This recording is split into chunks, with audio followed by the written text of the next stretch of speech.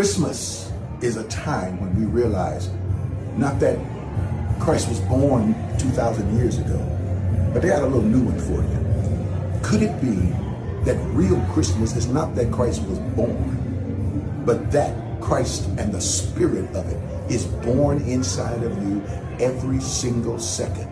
So when you're at your lowest, when you're down to the last, remember that Christ is born inside of you and is growing up inside of you and is going to give you wisdom, stature, and favor with God. That's amazing. Merry Christmas.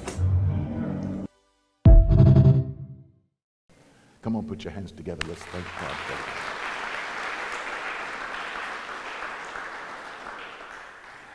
it. I reached this part of our year, and it almost seems like when I reach this particular first Sunday out of the year, it's almost as if I always tell me, it's like I run out of gas. And but it's not that I've run out of gas, it's I'm being reflective, doing end of year things, you know, when you get a certain age, the doctors be calling you, don't you think you need to come in for your this and for your that and your this and your that? I said, I never had so many thises and that's until I got this age, you know. And so I said, okay. And so you got all of these things going on, and you try to make plans to where you're living life nice and even and smooth and things of that sort, but life does not always throw that at you, even at the age where you're supposed to be living it smooth. Life does not always afford you that. But then you look around and you realize a lot of folk that you were with no longer with you. And so you have to be grateful for every day that you have on this planet. So you have to learn at certain ages. And if you can learn it young, you will do well. But learn at certain ages how to let things go, how to release some things. If you fast talker, learn how to slow down your conversation and just practice talking slow in the mirror, whatever you have to do. When I say talking slow, I'm talking about pull things down a notch. Learn how to, my grandmama used to say, think before you talk, son. You know, before you run off at the mouth, think about what you're getting ready to say. You know, it's about 12 or 1 o'clock in the morning, I'm coming home, and you know, my grandmother said, you better be home by a certain time, I'll put that chain on the door. And I got through it and I said, oh Lord, good, the chain not on the door. So I walked in the door, but there was a reason the chain not on the door, because she was sitting right there in that chair. And I walked in, and so I would say, well, let me explain to you what happened. She said, Eddie, think before you talk now. And so I thought about it, and I say, okay. She said, just go and go to bed. I'll talk to you in the morning. All right. But then I have to talk to my granddaddy too. But even with all of that, you learn how to be still and know that I am God. And so I think when we get to this holiday season, and with everything that's going on around us, and all the people are screaming at you, buy this and buy that and buy this and buy that, I was looking at things, and people can get very arrogant about how much money they make and what they have. And I looked at Target and then watched what happened to Target this year. And they just went all the way down. They considered bankruptcy, which lets you know, I don't care how big you are, be careful how you treat people going up the corporate ladder, because you're going to meet those same folk coming down. And nobody is too big to fail. And I even teach people, you know, well, even believers and Christians, we don't fail. No, we fail, we fall. I call it falling more so than failing. And that's the first thing they used to teach me about skiing is you learn to fall first. When you learn to fall, then you get up and we'll teach you how to ski. I said, well, that sounds backwards until I learned that once you start trying to ski, how many times you start falling. And so it's helpful to fall and fall right so you don't break every bone in your body. But during this particular holiday season, we're dealing with issues of money. We're dealing with issues of insurance. We're dealing with financial issues, economics. We're dealing with health. We're dealing with people who are in business, who are seeing places in their business and curveballs that are being thrown at them in business that they've never seen before. What do? Do you flow over there to the Republican side where if you stick with them, then as a business person, you're going to make a whole lot of money and they're going to cut the taxes. But then you see on the other side that at the same time, they're cutting your health care, they're cutting your Medicaid, and you say, well, I'm not on Medicaid, it doesn't bother me, but your aunt is, your grandmother is, your mother is. And if they cut them, somebody got to take care of mom and your auntie, and that comes down to you. And so you realize it does affect you, whether you like it or not, because you can't just stand and let somebody just sit by and don't have nothing and can't help themselves, because we are not those kind of people. Even though there are a whole lot of folk in the United States that are that kind of people who will cut these type of programs because they believe that there are too many people that are getting handouts. That's what your issue is. That's what your whole thing about Medicaid, about insurance is, about whether or not minimum wages, why they don't raise minimum wage, all of that because welfare, SNAP, all of this is because they feel there are people who are in this country who are taking advantage of the prosperity of America, but are not Americans. Now, don't make a mistake by thinking that means people coming across the border, or people coming from Africa, or people coming from Europe, or people who are immigrating.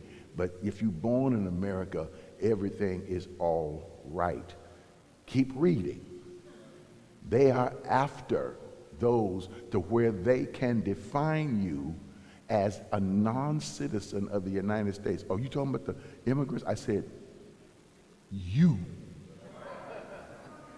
People of any kind of color other than those who are without it.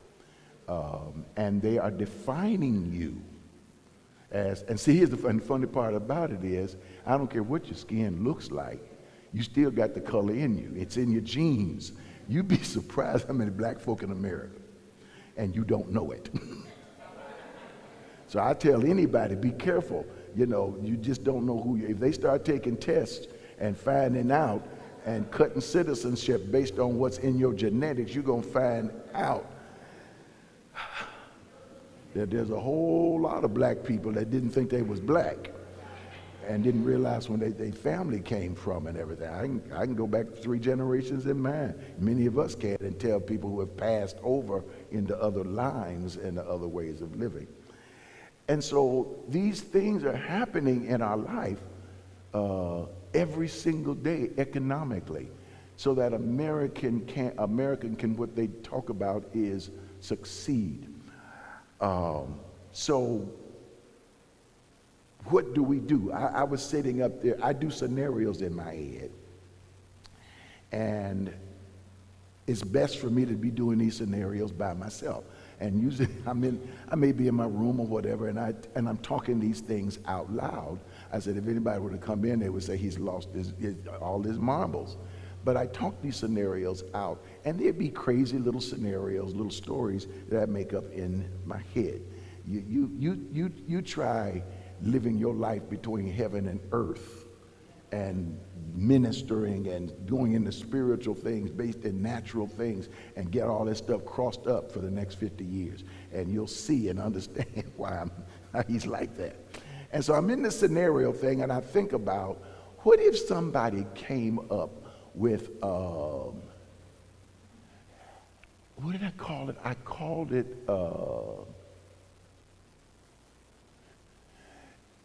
a slave reenactment program.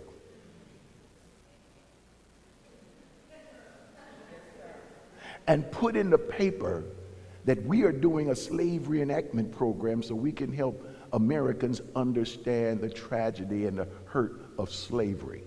So we're going to do a 30-day period to where you can come down, meet at 10 a.m. at this particular spot, and we are going to let you take 30 days. We'll even pay you later on down the line. And you can come. No, in fact, you're going to pay us to have this slave reenactment program. And you go down there and you look around and you'll see there'll be white people, because they're saying, I want to know what slavery was like because I want to be more enlightened. And you'll see all the different kind of people, but then you'll see other people that you didn't think would show up for the slave reenactment program. You will see black people show up for the slave reenactment program. And they will come in, and you will ask yourself the question, why are you showing up for the slave reenactment? Well, I believe we have the right to come together, and I want to be able to know what it was like for my ancestors, and because I never thought it was really that hard anyway, so I want to know. And so they bring out these shackles for your ankles and your feet and the collar ring. And they said, now we're going to put these on you. And so the white people raise their hand and they say, is that made of paper mache? And they say, well, no, this is a reality program and a show. So these are real shackles. And they say, well, what if they get stuck on us? Oh, don't worry about it. We got the key. Well, who is we? We're on the other part of the slave reenactment program. We're the slave catchers. We got the horses. Okay, so it's all of this is a big program. And so after a while, you got some black people who will say, okay, well, I'll try the program too, to see what it was like. And then you decide and say, as a black person, well, I want to be on the slave catcher side. They say, well, you can't do that. Well, can I be in the plantation part of the program? No. Can I be in the master part? No, the master part. No, you can't be. You can't be in those parts because of the color of your skin. You cannot. You can only be one thing, and that is a slave. And so I'm thinking these scenarios in my head, and I'm saying, you must be absolutely insane. And I say to myself, no, I'm not. These people are creating things that you have never believed could ever happen, and people are falling for stuff every single day. Black people fell for MAGA. You haven't heard anything, you haven't heard from them since. Think about all of them that were standing up. Congress people, senators, how great he is. None of them are in the committees, none of them are in the cabinet. None of them are in the White House.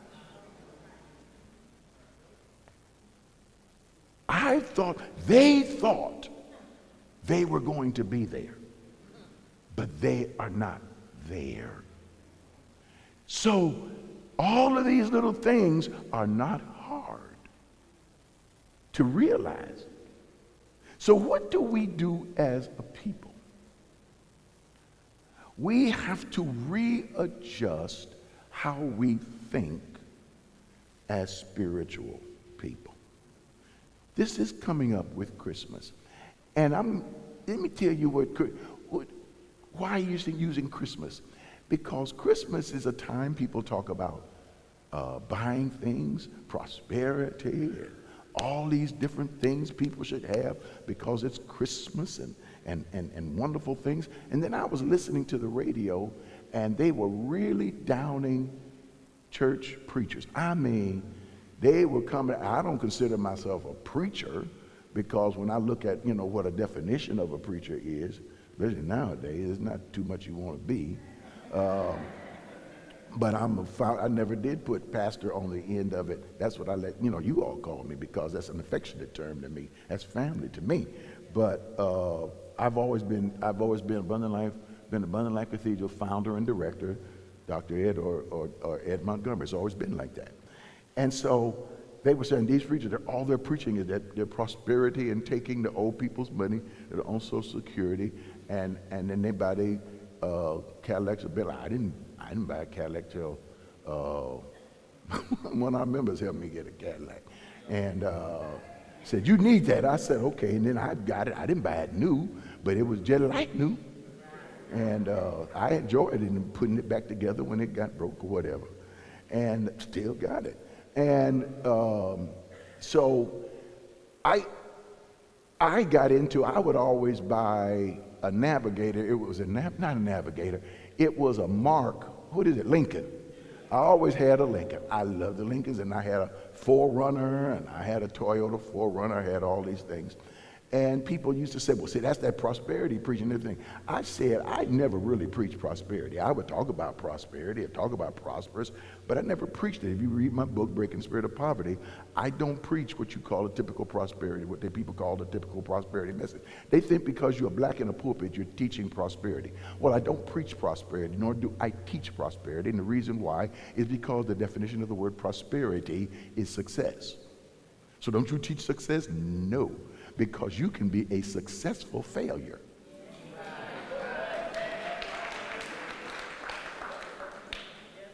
So I don't preach or teach success. You can find success concerning things on your own. Success is a determination. You don't need God to be successful. People are successful sinners. People are successful fools. People are a whole lot of things they can be. Successfully ignorant. You can, like I said, you could have a bed. You could have a beautiful, nice, wonderful bed with the best mattress and the sheets and everything else inside of a grocery store aisle. And lay there and they come get you and look for you. You can't get up out of your bed. Why? Because you died. You starved to death. Where? In a grocery store. So you don't teach, you were successfully sleeping, but you successfully starved because you didn't eat or avail yourself of what was in those aisles around you or what's around you. So I don't talk about prosperity. However, I do talk about abundance. And the reason I talk about abundance, I thoroughly believe, see, well, that's prosperity. No, it isn't. You're the fool. I'm not the fool. You're the fool. Now, I talk about abundance because God speaks of abundance. Abundance is far beyond money.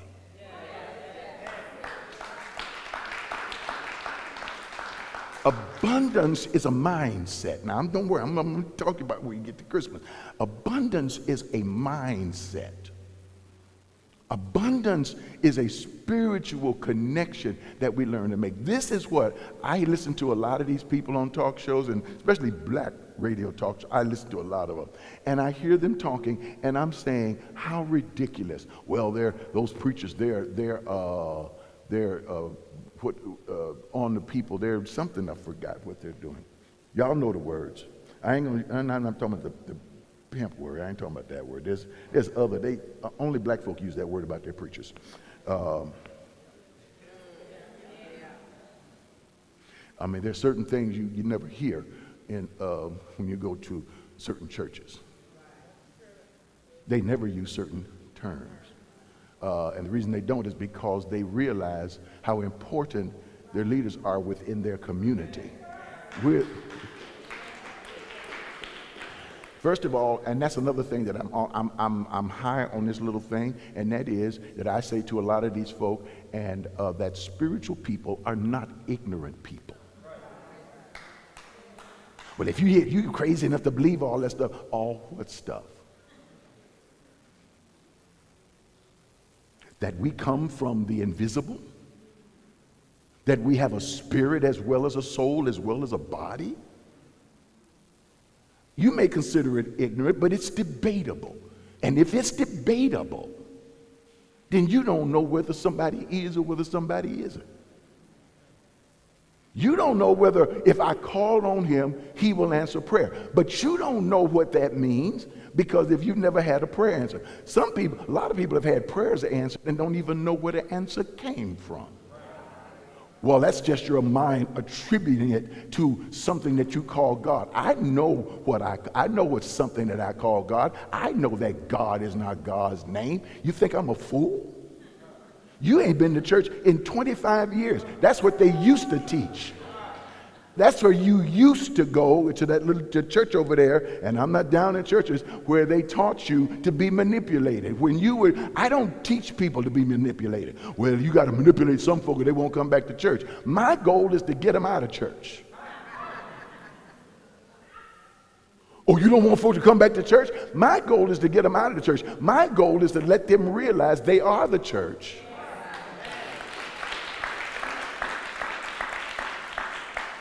Oh, so therefore you don't want nobody to have to pay for the mortgage or the rent or the lights and everything. I said, see, you're ignorant again. Well, all of that is a building. The church comes to the building, and they maintain the building because they don't want all y'all in their house worshiping God. This moment right now, they don't want all of us in one house worshiping God, because we'll tear up the sofas, up the carpet, all the other little things, and they'll all say, y'all got something to eat? And going in your refrigerator and your cabinets and pulling out the pots and putting on aprons and say, get out of there! That was my family's turkey. It's gone. No, that's not, you don't want that. So what you decide to do, say, well, we're going to have us a space that we're going to have that's our place where we worship God. And that's what a church building is. It is a building. It's not a church. It is a building used by the church. When the church go home, it's a building. They got this eternal building fund. Well, yeah, they do got building because they're trying to build the building. Now, you can debate these things all you want to, but the whole main goal in life is to be able to create a spiritual attitude that makes sense and that's livable. What do you mean it makes sense? That's faith. No, faith. No. Faith is not faith. Faith, as we see it in the 25th in 2025, what a lot of people teach is what the definition of faith is now.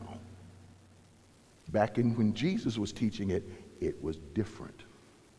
And that's one of the things that we have been working on over this past year or so, how Jesus taught faith. What Jesus taught can move a mountain. What Jesus taught can walk a water.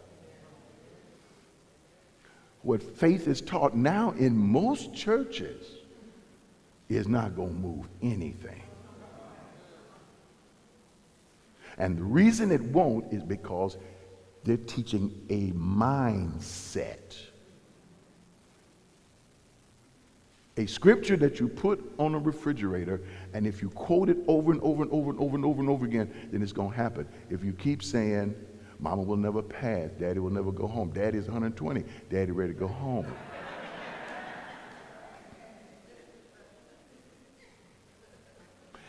A lot of different things, I believe, this, and I believe it, and then something happens, and now your faith is shattered because God didn't do what the preacher said that God was going to do if you believe this and gave this. You never give to get, but you give because you do get. Give and it shall be given. You don't get it, it is given to you. Give and it shall be given. You don't, I'm going to give and then I'm going to get this back from God. No, you give, and yes, if it comes from God, ultimately, but it comes according to Scripture, shall men give into your bosom, into your pouch, or into your, the type definition of it, into your lap, because your pocket ain't big enough what folk can bless you with.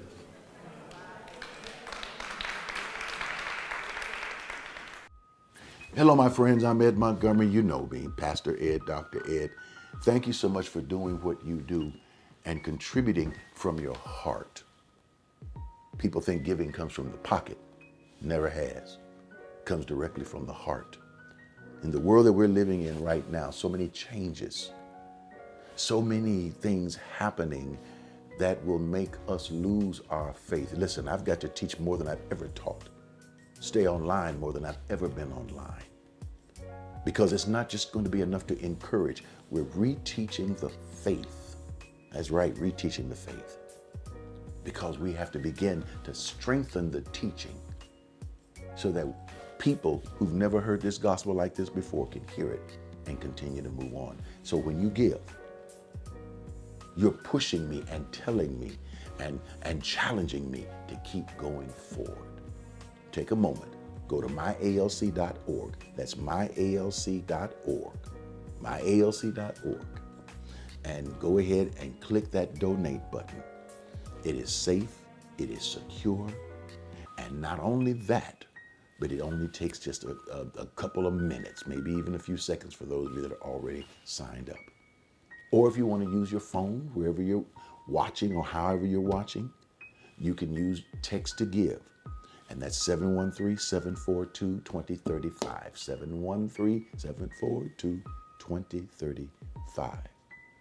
Or you can go old school and you can write a check and send it in to Abundant Life Center or Ed Montgomery. It doesn't go into my pocket, it goes into our ministry. 772-300, Houston, Texas, 77215. Thank you, ladies and gentlemen, for what you already do.